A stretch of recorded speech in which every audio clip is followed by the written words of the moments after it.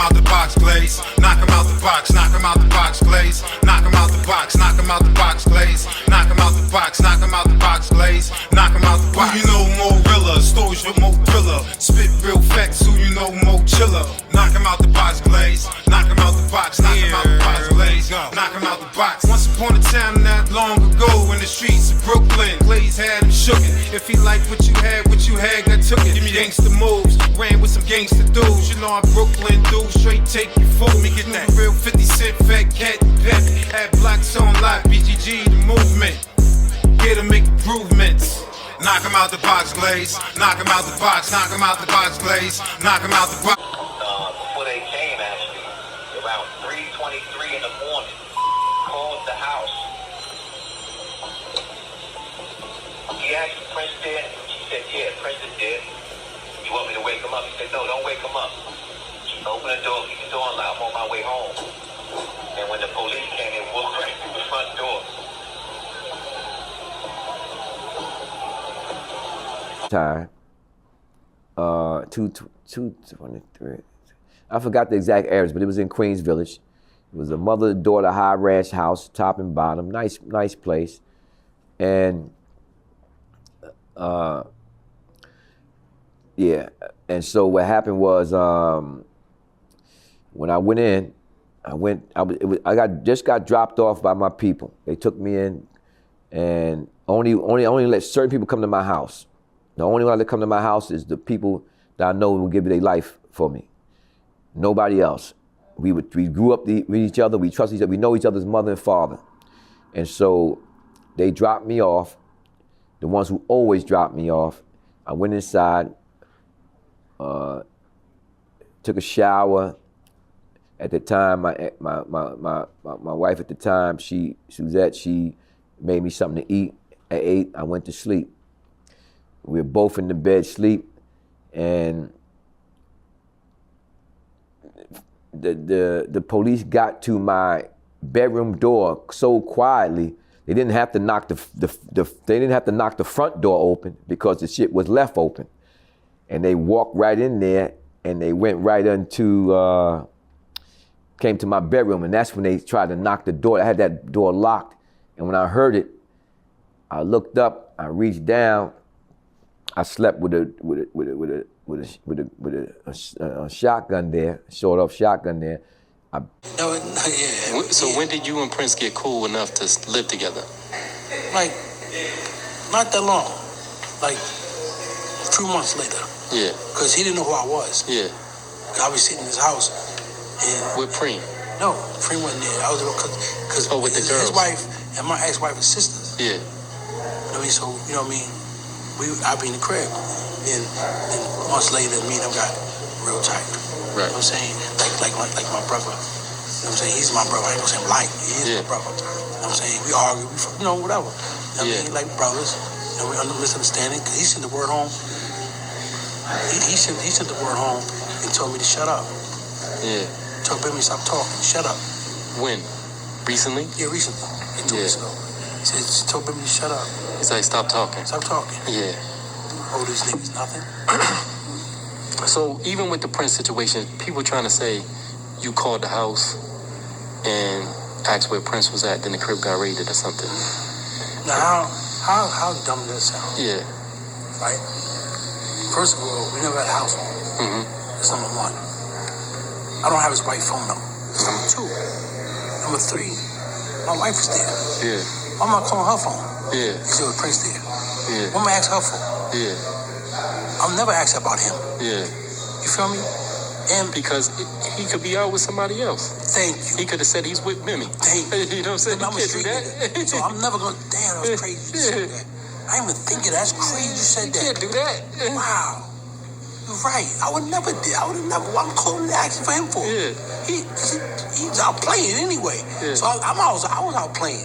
Yeah. You know what I'm saying? I'm out with a bitch. That's how I was in the house. Yeah. I'm out with a bitch. So why I'm calling like, yo, Prince in the house? For what? What they found in the house? A shotgun. That's it. Shotgun. No drugs, no nothing. Now he wrote a affidavit saying that anything I found in here is mine. Yeah. It's nobody else's. Yeah. So he wrong? He snitching? Yeah. No, man. People are crazy. He said, I'm taking all away. Yeah, what they charge him with? Murders? No, he didn't get charged with murders. But they still gave him life? Yeah, he got charged with the guns. I mean, the gun and the drugs. They said drugs, other places, whatever. I don't know. They charged him with that, but he can get charged with murders. And they give him life because what they charge him as, like, the head? Yeah, he is the head. Yeah. But his name. The confidential informants were the ones who actually were right in the midst of us, and they knew everything kind of going on, and they would tell them certain things. And in fact, I had a hearing, and at the hearing, when I had a hearing to suppress the shotgun that I owned the shotgun.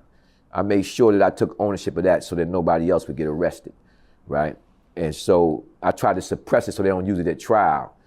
And I really wanted to learn how did they find out things. And what happened was they let me know that someone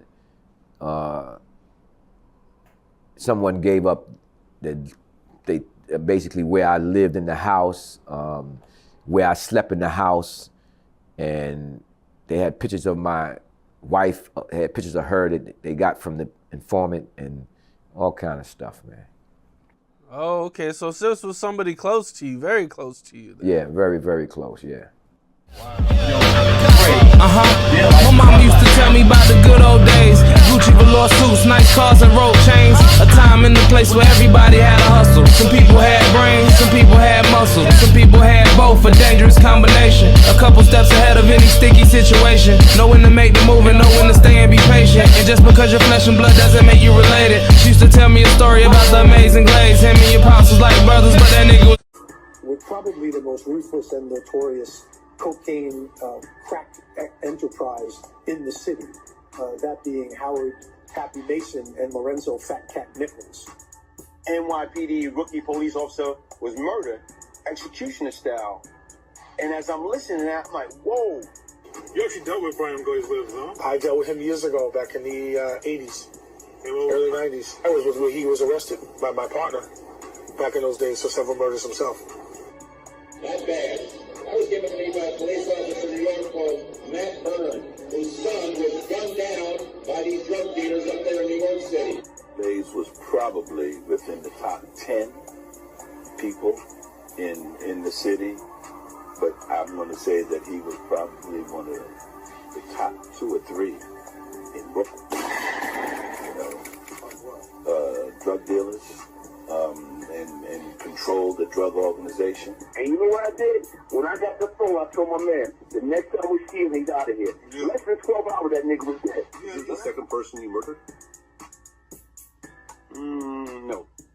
Because, like, right now, if you're going by the timeline, by that time, there's a few more before him. You know, I heard so many good things about you. What I really like is, I know you're a tough guy. And I've known that for quite a while, and you changed your life, and you're coming around, and you're right. We're from New York, and we're New Yorkers. No matter what color you are, no matter what religion you are, no matter what you are, you know, we're New Yorkers. Well, he was a drug kingpin himself. He was a drug lord himself back in those days, and he operated out of Brooklyn and East New York, and you know, he committed a lot of violent acts himself. So if anybody knows the streets, I mean, he knows the streets. Tottenham. Yeah, you gotta worry about them guys. But we only have to worry about those guys in Vanderveer and stuff. You know, we all knew Glaze and Tottenham, all those guys. Yeah. I know Glaze, Supreme Team. What up, Glaze? You know what I'm saying? Okay, inside the mind of Supreme McGriff. It was all a lie. They don't want you to transition. They want to keep you right where you're at. Rapper 50 Cent was shot 9 times. Speculation that the hit was ordered by Kenneth Supreme McGriff. They made it up in order to be able to prosecute. I remember talking to Brent. I don't know what you're doing. You're going to be on the front page of the paper. Because I can't believe this nigga is firing a gun at a nigga over a fucking dispute about a check that I had nothing to do with. A ruthless street empire. What has become known as the Supreme Team. All the sensational stories in the press.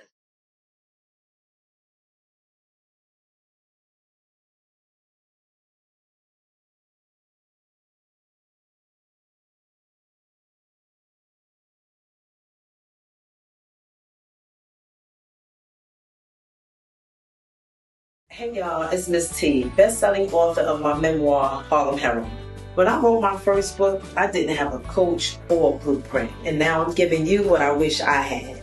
I created the Do-It-Yourself Author Toolkit, Write Your Book in 30 Days, for everybody who's sitting on a story, an idea, or a testimony. This toolkit is a digital product that will walk you step by step of how to write and self-publish your own book. I give you tips, timelines, and templates. It's all in there. I even give you daily affirmations. Now, who's going to give you that? My story took me from Harlem to the red carpet of Hollywood. Featured on BET. Then I was hired for projects on Netflix and the ID channel. Somebody needs to be inspired by you. Your story, your idea, or your poem needs to be written. All you need is this guy and me. Let's walk these red carpets together. This gem is priceless. Grab yours now.